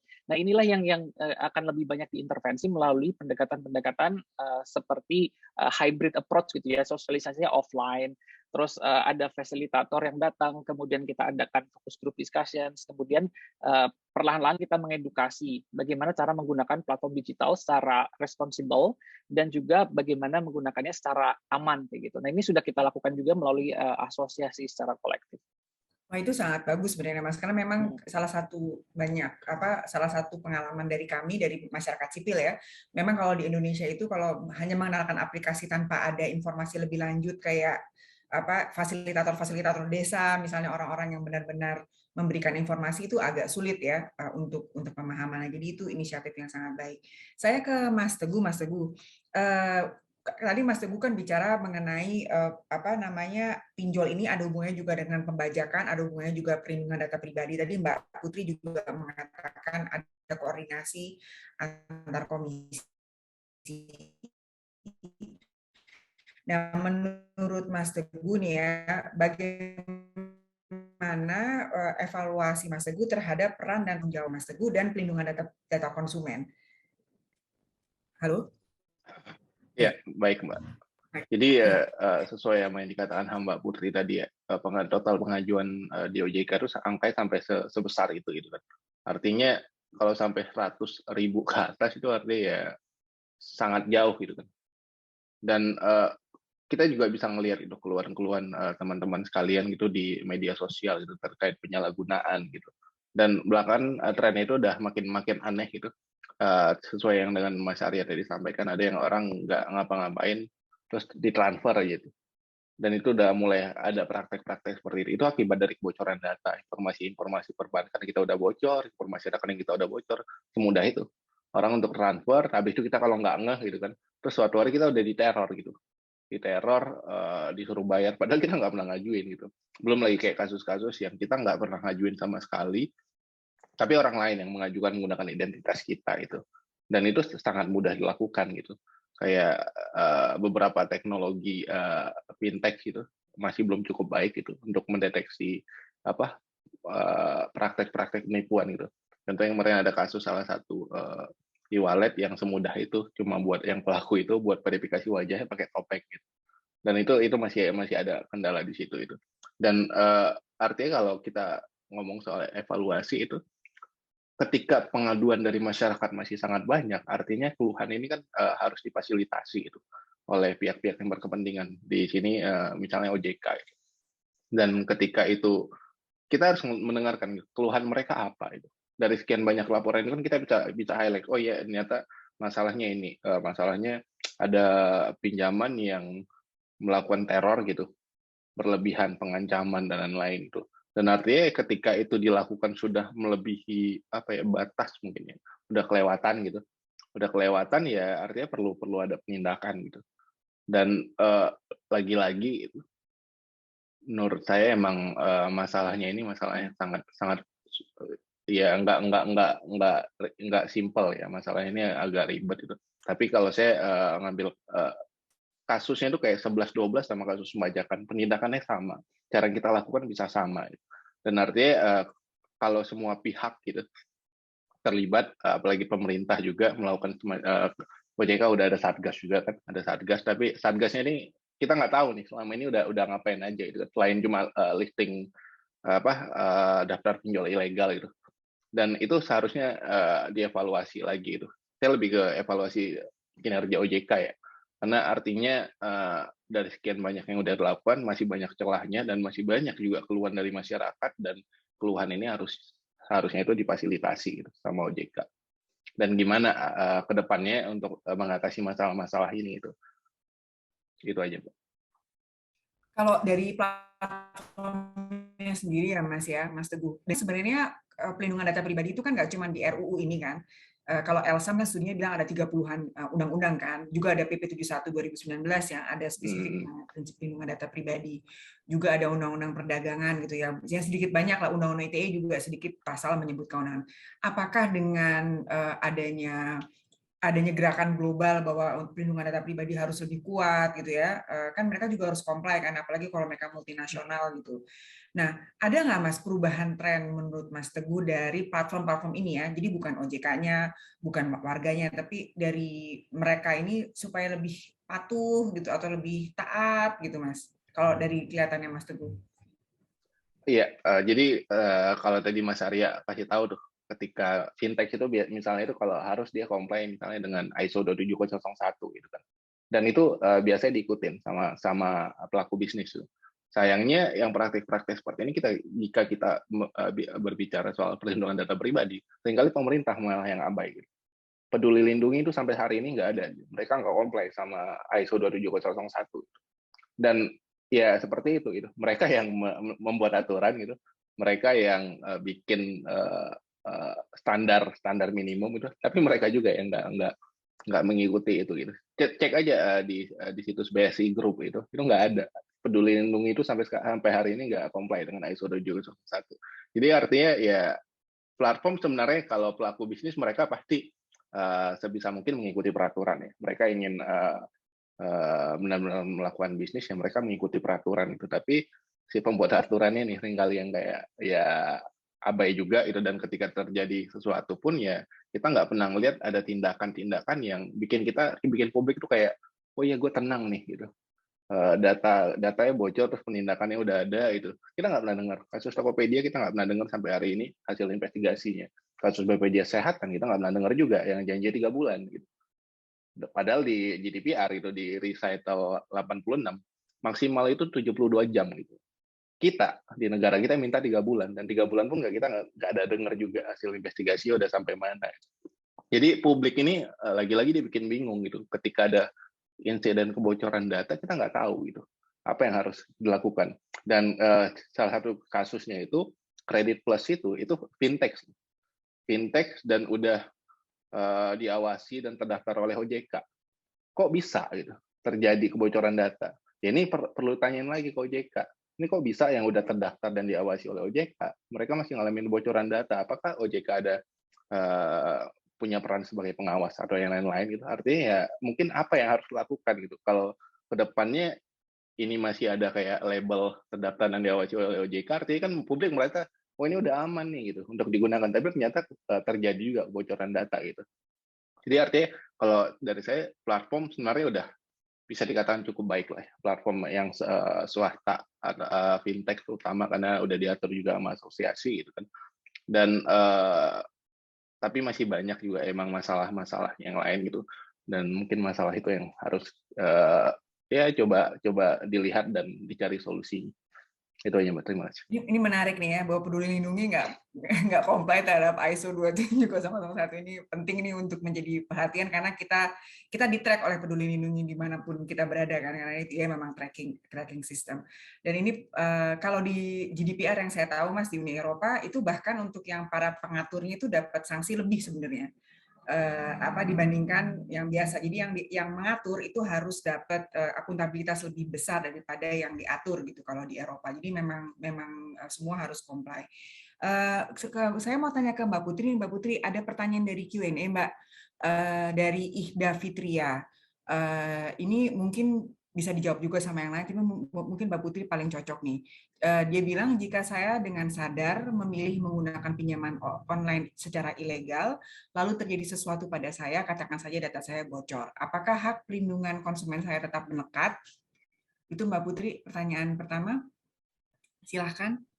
Ya, kan banyak pelaporan yang serupa juga ya sebenarnya sudah masuk ke pihak kepolisian juga gitu. Jadi ketika kita secara sadar dengan berbagai alasan, apakah itu alasan ekonomi dan lain-lainnya, itu meminjam duit dari pinjol ilegal, namun akhirnya data pribadi kita disebarkan, apalagi sudah sampai masuk ke tahapan ancaman fisik atau yang lain-lainnya, itu sangat bisa dilaporkan ke aparat penegak hukum. Dan kalau saya sih berharapnya, walaupun bukan mitra Komisi 3, di kepolisian kan mitranya Komisi 3. Tapi instruksi dari Presiden kemarin kita berharap masih dilakukan oleh kepolisian sampai dengan sekarang gitu. Jadi ada tindakan yang tegas untuk seluruh pelaku di seluruh Indonesia. Jadi bukan di ibu kota saja misalnya ketegasannya, tapi juga di daerah-daerah lain. Jadi tetap ada unsur pelindungan konsumen di situ tentunya, dan memang itu menjadi tugas terbesarnya negara kan untuk melindungi masyarakat gitu. Jadi ya tetap bisa dilaporkan dan memang harus dilaporkan. Karena kalau tidak dilaporkan, tidak disebut namanya dan lain-lainnya, mungkin pinjol-pinjol yang namanya belum pernah muncul di tataran publik gitu, pinjol ilegal tersebut, mereka bisa meraup lebih banyak lagi nasabah gitu apabila tidak kita buat jadi public knowledge gitu nama-nama mereka gitu. Jadi itu juga menjadi salah satu sebenarnya bahan pengawasan untuk teman-teman di Komisi 3 untuk Polri terus mengawasi dan juga menutup pinjol ilegal ini. Oke, Mbak Putri, saya mau tanya nih, kan kalau DPR kan membangun regulasi ya, dan sebenarnya regulasi itu kan dimaknai untuk memastikan ada ekosistem yang sehat dan berjalan gitu ya, Mbak, ekosistem teknologi finansial. Tadi Mbak Putri juga di salah satu sesi bilang bahwa memang harus dibangun juga, jadi nggak cuma ketakutan saja yang dibangun, tapi juga ekosistem inovasi yang dibangun, kira-kira begitu. Nah, Mbak Putri menyebutkan juga tadi berkoordinasi sama Komisi 1 untuk pelindungan data pribadi atau Komisi 3. Di DPR sendiri apakah ada mekanisme Mbak? Karena yang namanya online atau digital itu kan cross sektor ya, macam-macam gitu ya. Jadi bisa sektor kesehatan, bisa juga tiba-tiba jadi ada sektor keuangan gitu, jadi nyambung saling membuka gitu. Apakah ada mekanisme koordinasi di DPR Mbak terkait cross cutting regulasi ini yang harus dilihat bersama? Karena misalnya fintech ini jauh benar-benar ada hubungannya dengan PDP gitu, perlindungan data pribadi. Ya, kalau di DPR tuh ada 2 mekanisme. Yang pertama kita berkonsolidasi di fraksi masing-masing. Jadi kalau saya dari fraksi Partai Golkar, kita selalu mengadakan rapat fraksi bulanan gitu, di mana kita selalu mengupdate masing-masing dari Komisi 1 sampai 11 itu isu yang berkembang, permasalahan yang mungkin isunya cross cutting, dan bagaimana kita bisa menyelesaikannya dari sudut pandang mitra masing-masing gitu kan, karena pembagian mitranya sudah jelas. Dan kalau misalnya dari level secara keseluruhannya di DPR itu ada mekanisme namanya Badan Musyawarah, di mana di situ kita membahas terkait dengan isu yang cross cutting juga, tapi antar komisi. Jadi di situ posisinya pimpinan yang hadir adalah pimpinan komisi dari 1 sampai 11 dan juga pimpinan fraksi. Jadi pimpinan fraksi mewakili suara masing-masing fraksinya, dan di situ pimpinan komisi yang menjabarkan apa yang bisa mereka lakukan dari segi komisinya. Jadi kalau koordinasi itu terus berjalan, Badan Musyawarah itu seminggu bisa sekali berlangsungnya gitu. Jadi ya memang hal-hal seperti itu biasanya dibahas di kedua forum tersebut. Oke, sampai sejauh ini soal fintech Mbak dan PDP bagaimana Mbak proses diskusinya kalau boleh diceritakan? Iya. Kalau misalnya untuk fintech sendiri, ini yang menjadi tanggung jawab kita ya di Komisi 11, itu kita secara intens sekarang sedang menggali lagi terkait dengan bagian regulasinya gitu. Jadi sebelum kita membuka floor-nya nanti ke teman-teman praktisi, akademisi, dan juga teman-teman dari publik lainnya, kita menitik beratkan pada hal-hal yang memang diperlukan oleh OJK sebagai regulatornya untuk berada dalam undang-undang ini. Karena ini kan kepentingannya mereka, karena mereka juga yang akan menjalankan undang-undangnya gitu. Dan kalau untuk RUU PDP sendiri itu terus bergulir. Memang kemarin teman-teman Komisi 1 kan juga sudah membuat press conference ya kalau tidak salah sama sama seluruh fraksi yang ada di Komisi 1 untuk menjabarkan permasalahannya apa, dan memang permasalahannya adalah komunikasi antara pemerintah dengan DPR RI sendiri. Cuman setahu saya update terakhir itu permasalahan komunikasi telah ada solusinya. Makanya mereka akan mengejar penyelesaian undang-undang ini di masa sidang yang akan datang di tahun 2022 awal ini. Oke, jadi ada koordinasi itu dan memang RUU PDP mau dipercepat ya Mbak ya. Saya lihat di RUU PDP dari fraksi Golkar juga cukup kuat sih ya Mbak Kristina ya kalau nggak salah ya Mbak Putri ya. Iya, dan memang kebetulan kalau Komisi 1 kan pimpinannya juga dari pimpinan Komisi 1 kan dari Golkar juga gitu. Ketuanya adalah Bu Mutia yang notabene adalah ketua DPP di Partai Golkar. Oh ya, terima kasih Mbak Putri. Saya mau tanya sebelum closing statement nih, mau tanya ke Mas Arya nih, Mas Arya. Pertanyaan ini dari Alfian Limardi. Menurut saya pinjol itu kayak bank titil berbentuk online. Bagaimana? Sekarang ini banyak bank ini beroperasi di kalangan UMKM maupun pedagang kecil. Apa saja tindakan pemerintah akan hal ini? Ini mungkin beberapa mengulang Mas, tapi kayaknya harus dijawab juga. Silakan Mas. Oke. Baik, mungkin saya akan menjelaskan apa yang sudah dilakukan oleh asosiasi gitu ya bersama dengan para pelaku industri gitu. Jadi bank titil itu adalah rentenir biasanya lintas darat gitu ya, yang biasanya beroperasi di pasar-pasar. Oh, itu memang istilah ya Mas, bank titil. Iya, bank titil. Kemudian kalau di daerah pemilihannya Mbak Putri itu ada namanya bank emok gitu ya. Itu sebenarnya rentenir online, rentenir offline. Jadi yang beroperasi di pasar-pasar, dan itu bunganya sangat tinggi. Biasanya 1 minggu itu bisa 100% gitu ya. Misalnya kita pinjam 500.000 harus dibalikin 1 juta dalam waktu 10 hari bisa kayak gitu. Nah, hal tersebut juga menjadi concern kami ketika dulu awal-awal mulai muncul fintech di Indonesia gitu ya. Waktu OJK masih mendraft POJK 77 tahun 2016, di mana kami juga ikut terlibat sebagai yang memberikan masukan kayak gitu. Nah, di asosiasi itu dengan melihat adanya potensi bahwa pinjol ini juga berpotensi untuk bisa merusak market dengan cara mengenakan bunga yang terlalu besar, maka di Code of Conduct-nya AFPI itu sudah ada ketentuan cap maksimal bunga dan biaya itu tidak boleh lebih dari 0,4% per hari kayak gitu ya. Itu udah harus dipatuhi oleh semua platform fintech yang terdaftar dan berisi di OJK. Ini salah satunya adalah untuk mendiferensiasi bahwa fintech atau pinjaman online yang legal ya, yang terdaftar dan berlisensi oleh OJK itu bukan bank titil online gitu ya, bukan rentenir online.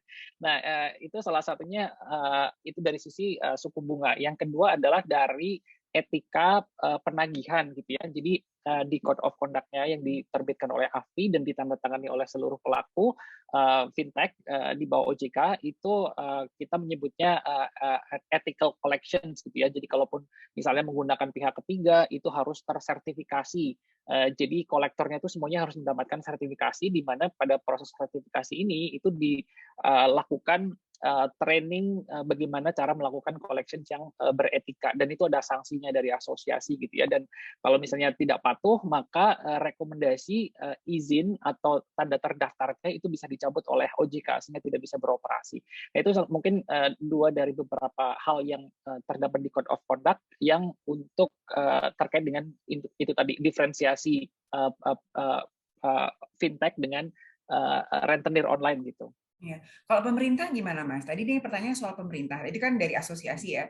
Kalau melihat Mas Arya, melihatnya bagaimana peran pemerintah? Nah, baik, kalau peran pemerintah dalam hal ini kan OJK ya sebagai otoritas pengawas dan pengatur platform gitu. Nah, Code of Conduct ini juga sebenarnya kolaborasi antara asosiasi dengan OJK, di mana kayak misalnya pelanggaran terhadap Code of Conduct itu bisa menyebabkan asosiasi memberikan surat rekomendasi kepada OJK untuk mencabut tanda terdaftar atau berizinnya si platform fintech tersebut gitu. Jadi dalam hal ini adalah kolaborasi antara pemerintah dalam hal ini OJK dengan asosiasi sebagai perwakilan dari penyedia jasanya. Oke. Jadi itu ya ada kerjasama antara multi stakeholder ya, antara stakeholder perusahaan teknologi dengan pemerintah. Ya, kita ke sesi terakhir, tinggal beberapa menit lagi nih. Saya ke Mbak Putri dulu, Mbak. Ini mungkin menyambung diskusi kita tadi sebelumnya. Ini untuk melihat outlook masa depan ya, dari mungkin prolegnas untuk tahun 2022. Bagaimana outlook sektor teknologi finansial ke depannya, dan apa yang menjadi prioritas DPR RI saat ini? Mungkin tidak hanya di Komisi 11, tapi juga komisi yang lainnya. Silakan Mbak Putri, ke depannya.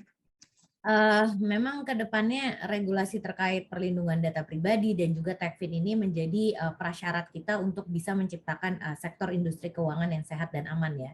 Dan kita ketahui fintech tengah berkembang pesat, dan itu juga harus kita barengi gitu dengan regulasi yang memadai dan kerangka hukum yang komprehensif. Makanya risiko yang memang muncul bersamaan dengan pertumbuhan inovasi yang pesat ini juga harus menjadi tantangan sebenarnya untuk kita penyusun undang-undang dan juga pemerintah untuk bisa keep up dengan inovasi yang diciptakan oleh industri. Karena memang permasalahan utama di negara berkembang, dan saya yakin sebenarnya di negara maju juga case-nya sama ya, regulator itu selalu lebih lambat gitu daripada pelaku bisnis gitu. Jadi kita juga masih meraba-raba terkait dengan undang-undang yang tepat gitu. Dan saya yakin juga teman-teman kita di OJK juga masih banyak harus mengupdate pengetahuan terkait dengan industrinya. Karena selain pinjol, sekarang produk yang lebih kompleks juga udah banyak kan, yang masyarakat sekarang udah mulai masuk juga, ada equity crowdfunding, ada SCF, ada apa gitu, yang mungkin nama-namanya masih sangat asing terdengar di generasi yang mungkin dulu juga belum ada gitu pas mereka belajar di sekolah keuangannya pada saat itu. Jadi makanya berbagai ketentuan yang sekarang sedang disusun oleh DPR dan juga pemerintah, itu kita usahakan dari sisi DPR-nya untuk kita percepat pembahasannya supaya bisa menyelesaikan kasus-kasus penyalahgunaan data pribadi dan juga berbagai imbas sosial yang telah dilakukan oleh oknum yang tidak bertanggung jawab selama ini. Jadi kita juga dari DPR mungkin ini sedikit cerita juga, terus melakukan edukasi bersama dengan OJK di daerah pemilihan kita masing-masing, terutama terkait dengan kasus-kasus yang marak. Karena selain pinjol ini, kita juga dihadapkan dengan industri asuransi yang memakan banyak sekali korban. Kemarin kita telah menerima korban asuransi unit link dari berbagai pulau di Indonesia yang menyatakan bahwa mereka telah dirugikan dengan sangat amat oleh perusahaan asuransinya dan menuntut keadilan juga. Jadi memang industri keuangan ini adalah industri yang sangat kompleks karena sangat-sangat berpengaruh pada kehidupan masyarakat, dan ini menjadi tanggung jawab kami di Komisi 11 untuk bisa terus memperbaikinya. Jadi ya harapannya ke depannya 2022 kita bisa menyelesaikan kasus-kasus yang tahun ini telah dilaporkan oleh masyarakat kepada kami.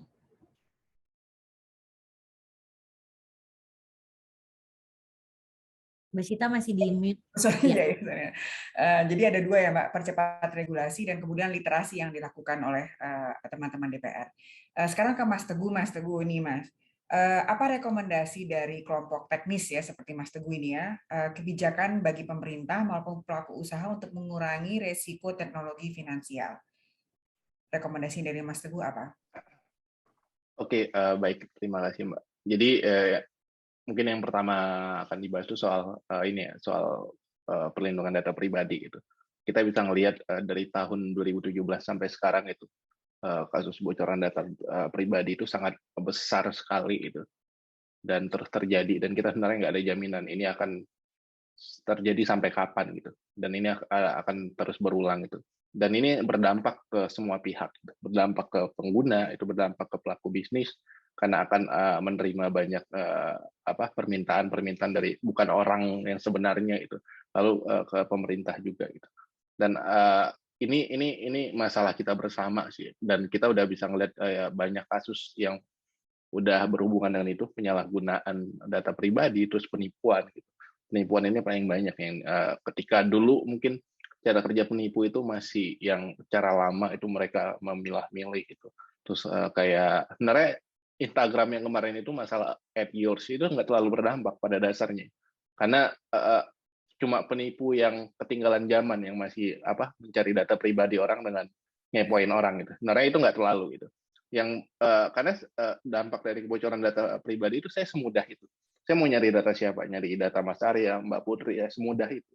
Saya tinggal cari, masukin nama, saya dapat semuanya gitu. Jadi itu yang seharusnya kita jadi perhatian kita semua itu. Lalu untuk masalah pinjaman online ini ilegal juga itu masalah kita bersama juga itu. Dan kedepannya saya pikir baik pelaku bisnis lalu pemerintah juga itu, dan kami juga dari praktisi itu. Dan kebocoran data ini terus berulang gitu. Artinya saya kemarin sempat membahas soal ISO 27001 ini pada dasarnya itu udah sangat bagus ya, dengan sekian banyak kontrol di dalamnya itu, dan artinya itu diciptakan fleksibel itu. Jadi perusahaan bisa memilih mereka mau ngambil kontrol yang mana aja itu. Tapi kemarin di kasus BPJS Kesehatan di press release itu kan yang dijadikan tameng itu kita udah comply dengan ISO 27001 itu. Tapi yang jadi masalah, apakah benar ini diimplementasikan setelah comply itu. Jadi artinya perlu ada kayak ISO 27001 ini diciptakan memang untuk mencegah itu. Tapi ketika itu masih terjadi, artinya ada implementasinya benar dilakukan atau enggak. Kalau benar dilakukan ya nggak mungkin terjadi kebocoran data itu. Jadi itu yang kemarin saya jadiin salah satu masalah itu, masalah baru. Artinya ISO 27001 ini udah sangat baik. Tokopedia udah comply dengan ISO 27001, mereka ngalamin kebocoran data. Terus BPJS Kesehatan mereka ngalamin. Lalu Kredit Plus, saya nggak tahu mereka comply atau nggak, ngalamin juga kebocoran data. Dan karena teknologi ini kompleks ya Mbak, teknologi ini apalagi perusahaan teknologi itu fiturnya itu terus bertambah gitu. Ya. Kayak misalnya Tokopedia nambahin fitur ini, nambahin fitur itu, dan fitur ini ya ketika itu nggak diterapkan dengan implementasi yang benar, ya ini menjadi celah gitu. Jadi artinya setiap penambahan atau perubahan itu ya itu harus diperhatikan gitu. Apakah perubahan ini udah benar dilakukan gitu? Artinya harus ada quality QA gitu, terus ada quality control dan lain-lain juga itu. Dan itu yang seharusnya menjadi perhatian kita bersama itu. Karena ya kita pasti nggak ada yang mau ngalamin bocoran data baik dari sisi pengguna, pelaku bisnis itu. Kalau terjadi bocoran data pasti nama baiknya juga jelek gitu. Jadi artinya ya mungkin itu yang harus diperhatikan. Kalau di luar negeri itu ada mereka di internet itu kita nggak bisa memastikan 100% aman ya. Kalau di luar kita bisa ngeliat contohnya itu Google, Facebook, mereka menjalankan program bug bounty. Jadi mereka mengundang teman-teman hacker atau peneliti itu buat ayo testing di platform kita. Ya. Kalau nemuin sesuatu laporin ke kita, dan ketika itu laporan dinyatakan valid, kita kasih reward gitu. Itu karena ya sekelas Google aja menggunakan itu, karena mereka udah punya tenaga in-house sekeren apapun yang mereka yakin gitu. Internet ini nggak ada yang 100% aman, dan ketika kita mengundang pihak luar untuk menemukan sesuatu yang mungkin aja itu. Jadi artinya banyak usaha yang bisa kita lakukan, dan ya mungkin itu jadi perhatian kita semua. Mungkin itu aja Mas. Terima kasih. Ya, terima kasih. Jadi kebocoran data pribadi menjadi penting, terus compliance terhadap ISO 27001, dan mungkin kalau di GDPR itu ada data protection impact assessment ya, terutama untuk fitur-fitur baru yang mungkin teknologi juga sebenarnya nggak tahu itu apa aja data yang diambil. Ini terakhir Mas Arya, kepada Mas Arya nih, bagaimana outlook sektor teknologi finansial ke depan menurut Mas Arya ini? Silakan Mas Arya. Ya, saya rasa outlook-nya sangat besar ya. Ini karena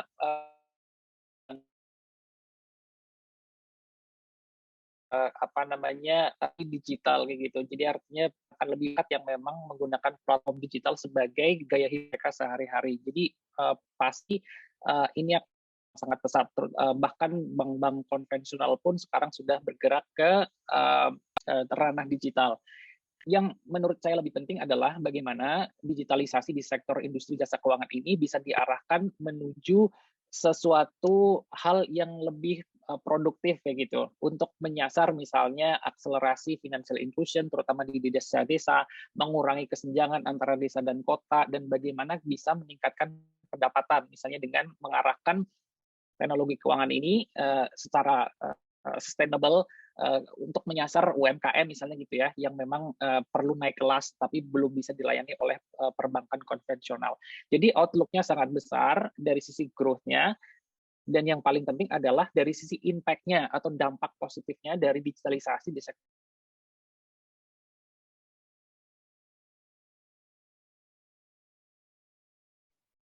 leapfrog gitu, bukan hanya percepatan, tetapi leapfrog, kita akan bisa langsung akselerasi pertumbuhan ekonomi, kemudian UKM yang naik kelas, kemudian inklusi keuangan dan pemerataan atau mengurangi kesenjangan. Jadi itu optimisme saya terhadap industri ini. Tapi sekali lagi ya PR-nya tetap harus kita kerjakan bersama-sama melalui multi stakeholders cooperations gitu ya. Ya, jadi positif ya Mas ya, akan ada, mudah-mudahan akan ada leapfrog, UMKM yang naik kelas, terus kemudian ekosistemnya mulai berjalan dan semuanya baik. Ya, positifnya lebih banyak daripada negatifnya. Oke, kita sudah sampai pada penghujung acara.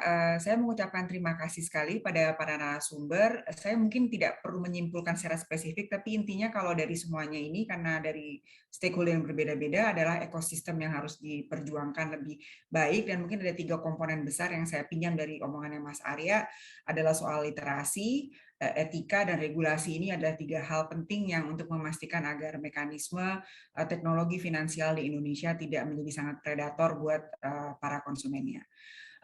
Mungkin begitu saja. Sekali lagi terima kasih kepada Mbak Putri Komarudin, terima kasih kepada Mas Teguh Aprianto, terima kasih kepada Mas Arya Widianto.